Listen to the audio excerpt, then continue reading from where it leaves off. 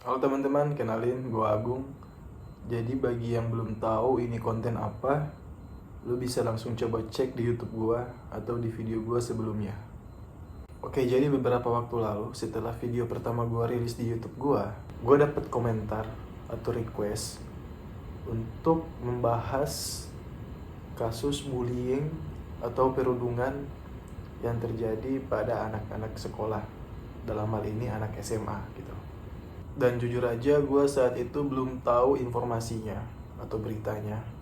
Dan setelah gue cari tahu beritanya, akhirnya gue memutuskan untuk mencoba share point of view gue atau perspektif gue terkait kasus bullying ataupun perundungan yang terjadi pada anak-anak sekolah atau anak-anak SMA. Alasannya sih sederhana saja. Gue pribadi sangat-sangat mengecam perilaku atau tindakan bullying yang terjadi pada anak-anak di bawah umur, remaja maupun dewasa gitu. Dan gue pun saat ini punya adik yang saat ini masih SMA juga.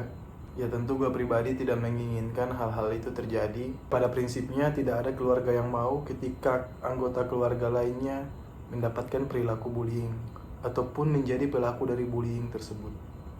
Jadi sesederhana itu saja.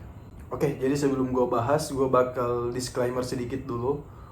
Jadi apapun yang gue omongin, ataupun apapun perspektif maupun point of view yang coba gue share di konten gue ini sifatnya sangat-sangat subjektif.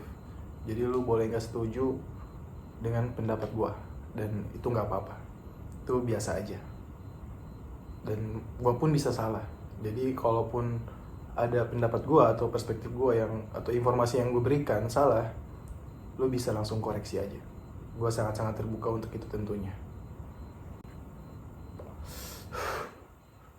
Jadi seperti biasa, gue gak akan bahas kronologisnya gitu, karena kejadiannya pun udah beberapa minggu yang lalu dan mungkin udah gak viral lagi, trafficnya udah gak ada. That's not the point.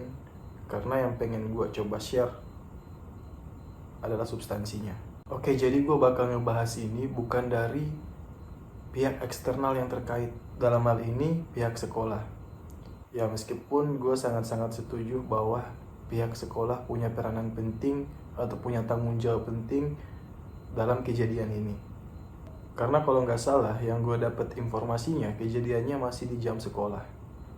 Ya koreksi aja kalau salah. Dan masih menggunakan pakaian sekolah ataupun atribut sekolah gitu. Dan dalam lingkungan sekolah juga. Jadi dalam hal ini sekolah juga memang punya peranan penting untuk mengambil tindakan atau tanggung jawab atas kejadian bullying tersebut. Dan kalaupun kita merujuk pada regulasi hukum yang ada, maka pihak sekolah pun perlu melihat kembali pasal 54 Undang-Undang tahun 2014 tentang perlindungan anak, bahwa setiap anak yang berada di dalam satuan pendidikan ataupun di dalam lingkungan sekolah wajib mendapatkan perlindungan dari tindak kejahatan fisik ataupun psikis maupun kejahatan seksual dan kejahatan lainnya, baik itu dari tenaga pendidikannya maupun sesama peserta didik ataupun pihak lainnya. Dan gue pun gak tahu sanksi yang akan didapatkan oleh pihak sekolahnya, karena dalam hal ini gue gak akan bahas terlalu jauh soal perspektif hukumnya itu sendiri, karena gue pun background pendidikannya bukan hukum, dan gue rasa gue gak berkapasitas terlalu jauh untuk melihat dari perspektif hukumnya itu sendiri. Hanya saja gue melihat ada hal yang menarik atau perspektif yang menarik yang pengen gue bahas atau gue share terkait perilaku bullying. Tentunya terlepas dari bahwa yang mana kejadian ini menjadi tanggung jawab dari pihak sekolah maupun kurikulum pendidikannya itu sendiri, gue melihat ada faktor yang sangat-sangat fundamental kenapa seorang anak remaja ataupun seorang anak di bawah umur akhirnya memiliki perilaku bullying atau melakukan perilaku bullying. Tentu kita bisa bilang itu bahwa pengaruh lingkungan atau faktor-faktor eksternal lainnya gitu. Tapi siapa yang paling bertanggung jawab sehingga anak di bawah umur mampu memiliki referensi dan akhirnya memiliki perilaku membuli atau bullying? Karena buat gue pribadi, meskipun kejadian bullying tersebut terjadi di sekolah, atau lingkungan sekolah, memakai atribut sekolah pada jam sekolah gitu. Tapi buat gua yang paling bertanggung jawab adalah si orang tua dari anak yang melakukan perilaku bullying tersebut. Walau bagaimanapun, setiap anak paling banyak menghabiskan waktunya di rumah. Artinya, pihak sekolah pun tidak bisa benar-benar memberikan jaminan yang 100% bahwa preferensi yang anak ini dapatkan atau perilaku bullying yang akhirnya ada pada anak ini sepenuhnya didikan dari pihak sekolah atau tenaga pendidikannya gitu. Jadi buat gue pribadi, orang tualah yang memiliki tanggung jawab sepenuhnya terhadap perilaku anak yang akhirnya mampu melakukan bullying tersebut. Tentu lo bisa setuju gak setuju, dan gak apa-apa.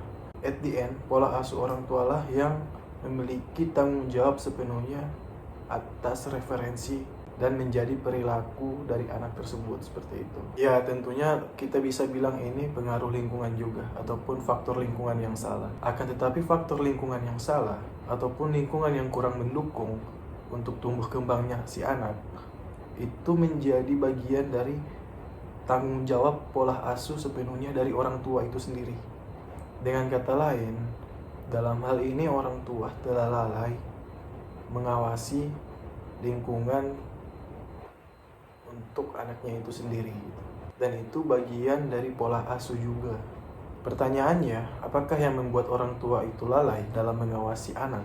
Kalau gue pribadi sih, gue nggak setuju ya dengan alasan dimana orang tua tidak memiliki waktu yang cukup karena terlalu sibuk dengan pekerjaannya gitu. Karena itu artinya lu belum benar-benar siap untuk menjadi orang tua. Meskipun di saat yang sama, gue mencoba untuk sangat-sangat mengerti bahwa menjadi orang tua tidak semudah itu gitu. Karena gue pun pada waktu itu adalah anak yang tergolong susah untuk nurut. Tapi itu adalah tagihan yang lu harus ambil dan terima ketika lu memutuskan untuk nikah dan akhirnya menjadi orang tua gitu. Lu tidak hanya menerima bahagianya saja saat lu punya anak atau lu menjadi orang tua, tapi di saat yang sama lu pun harus menerima semua dinamika ketika lu menjadi orang tua itu sendiri. Dan lu pun sebagai orang tua tidak hanya bertanggung jawab atas kebutuhan materialnya setiap hari gitu, ataupun kebutuhan fisiknya sehari-hari, tapi lu pun bertanggung jawab atas pembentukan karakter ataupun asupan moral yang lu kasih pada anak lu. Tidak hanya itu, lu pun wajib mengawasi perkembangan anak lu dalam lingkungan sosialnya gitu. Fenomenanya saat ini gak sedikit orang tua yang lalai dalam memberikan pola asuh pada anaknya, dikarenakan berbagai macam hal tentunya. Yang pertama mungkin kurangnya edukasi terkait menjadi orang tua itu sendiri seperti apa, ataupun ketika menjadi orang tua nanti, edukasi tentang parenting yang tepat buat anak seperti apa. Tidak hanya untuk membangun kognitif anak maupun emosional, tapi secara karakter, moral dan spiritualnya juga gitu. Ataupun sikap orang tua yang terlalu konservatif.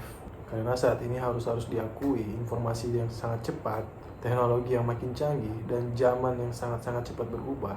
Lu tetap harus belajar dan mengupgrade diri lu sebagai orang tua agar selalu bisa relevan dengan kondisi saat ini atau zaman saat ini, agar dapat memberikan pengawasan yang tepat untuk anaknya gitu. And then personally for me, communication is the key. Komunikasi adalah kuncinya. Lu sebagai orang tua membangun hubungan lu dengan anak lu gitu.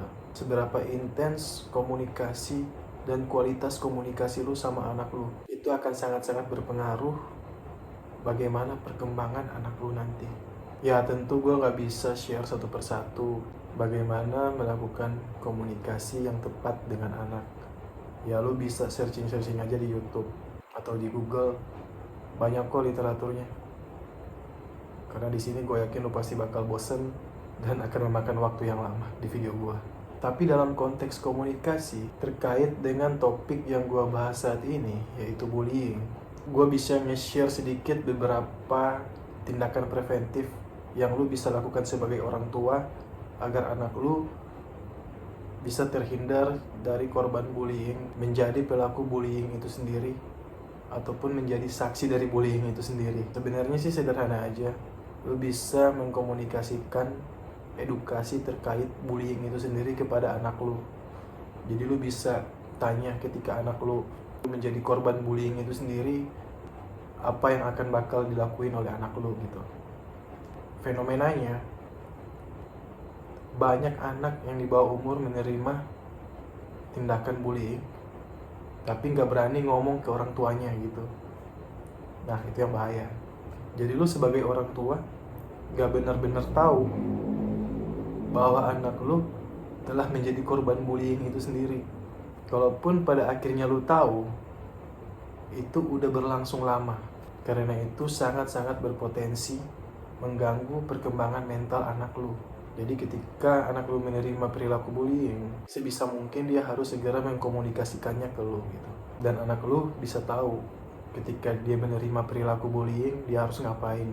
Dan yang kedua, lu bisa mengkomunikasikan ke anak lu ketika anak lu terpancing atau tertrigger untuk melakukan bullying.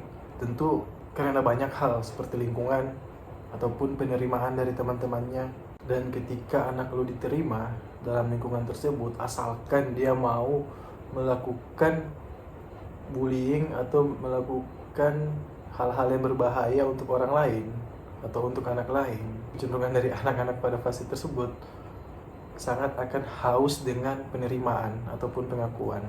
Jadi lu sebagai orang tua, ketika anak lu memiliki trigger untuk melakukan bullying, harus bisa memberikan parenting, kasih solusi atau pola asuh yang tepat. Sebaiknya dia harus ngapain ketika anak lu di posisi seperti itu. Dan yang terakhir, mungkin lu bisa tanya ke anak lu ketika dia menjadi saksi dari satu tindakan bullying yang terjadi di lingkungan sekolahnya, sekiranya sikap apa yang harus dia ambil. Karena anak yang menjadi saksi perilaku bullying tersebut cenderung ataupun tidak sedikit mendapatkan ancaman dari teman-temannya yang melakukan bullying. Jadi lu sebagai orang tua harus awareness, harus benar-benar terbuka untuk mengkomunikasikan agar hal-hal seperti ini tidak menjadi sesuatu yang tabu di perspektif anak lu. Karena pada prinsipnya, ketidaktahuanlah yang membuat hal-hal seperti ini memiliki potensi untuk terjadi. Seperti itu. Oke, mungkin segitu aja dulu video gua kali ini. Sorry kalau gua ngebahasnya udah telat banget, karena dari gua sendiri pun lagi nyoba cari waktu luang untuk bikin video ini. Dan yang mau ngasih kritikan ataupun saran, maupun yang mau ngasih rekomendasi topik, lu bisa komen di kolom komentar, ataupun lu bisa direct langsung ke semua akun media sosial gua. Oke, segitu aja dulu dari gua. See ya.